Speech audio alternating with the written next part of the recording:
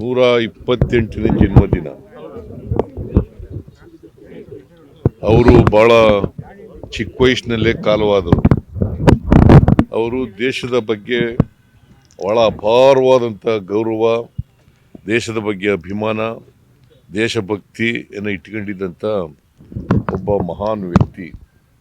ಅವರು ICS pass ಮಾಡಿದರು.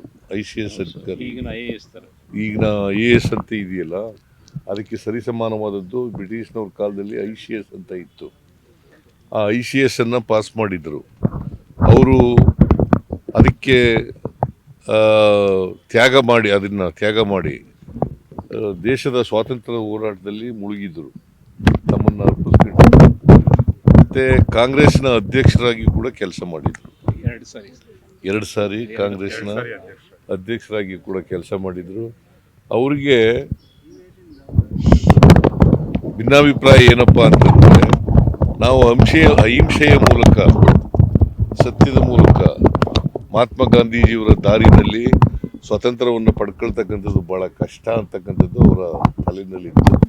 ಅದಕ್ಕೋಸ್ಕರ ಶಸ್ತ್ರಾಸ್ತ್ರವನ್ನು ಉಪಯೋಗಿಸಿ ನಾವು ಬ್ರಿಟಿಷ್ನವರನ್ನು ದೇಶದಿಂದ ಹೊರಗಡೆ ಓಡಿಸ್ಬೇಕು ಅಂತೇಳಿ ಅವರು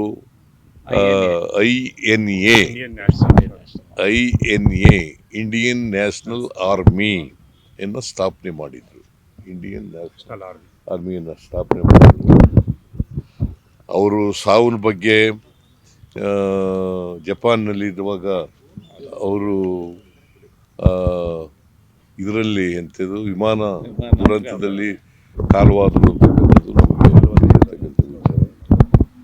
ಸೊ ಅವರು ಪಾಪ ದೇಶದ ಬಗ್ಗೆ ಅಪಾರವಾದಂಥ ಕಾಳಜಿಯನ್ನು, ದೇಶದ ಸ್ವಾತಂತ್ರ್ಯ ಬರಬೇಕು, ಈ ದೇಶಕ್ಕೆ ನಾವೆಲ್ಲರೂ ಕೂಡ ಸ್ವತಂತ್ರರಾಗಬೇಕು, ನಾವೆಲ್ಲರೂ ಕೂಡ ಬ್ರಿಟಿಷ್ನವರ ಆಳ್ವಿಕೆಯಿಂದ ಮುಕ್ತರಾಗಬೇಕು, ಗುಲಾಮಗಿರಿಯಿಂದ ಮುಕ್ತರಾಗಬೇಕು ಅಂತಕ್ಕಂಥ ವಿಚಾರವನ್ನು ಇಟ್ಟುಕೊಂಡು ಭಾಳ ದೇಶಾಭಿಮಾನದಿಂದ ದೇಶಕ್ಕೋಸ್ಕರ ತಮ್ಮ ಪ್ರಾಣವನ್ನೇ ತ್ಯಾಗ ಮಾಡಿರ್ತಕ್ಕಂಥವ್ರು, ಪ್ರಾಣವನ್ನೇ ಅರ್ಪಣೆ ಮಾಡಿರ್ತಕ್ಕಂಥ ವ್ಯಕ್ತಿ. ಅವರನ್ನು ಸರ್ಕಾರ ಭಾಳ ವಿನಮ್ರವಾಗಿ ಸ್ಮರಿಸ್ಕೊಳ್ತದೆ. ಅವರು ಬಿಟ್ಟೋಗಿರ್ತಕ್ಕಂಥ ಆದರ್ಶಗಳನ್ನು ನಾವು ಜೀವನದಲ್ಲಿ ಅಳವಡಿಸ್ಕೊಳ್ತಕ್ಕಂಥ ಪ್ರಯತ್ನವನ್ನು ಮಾಡ್ತೇವೆ ಅಂತಕ್ಕಂಥ ಮಾತುಗಳನ್ನು ಹೇಳಿ ಅವರಿಗೆ ಸರ್ಕಾರದ ವತಿಯಿಂದ ಗೌರವವನ್ನು ಸಲ್ಲಿಸಿ ಪುಷ್ಪ ಆಚರಣೆಯನ್ನು ಮಾಡಿದ್ದೀವಿ. ಇಡೀ ದೇಶದ ಜನರು ಅವರಿಗೆ ಋಣಿಯಾಗಿದ್ದಾರೆ ಅಂತಕ್ಕಂಥ ಮಾತುಗಳನ್ನು ಹೇಳಲಿಕ್ಕೆ ಬಯಸ್ತೀನಿ.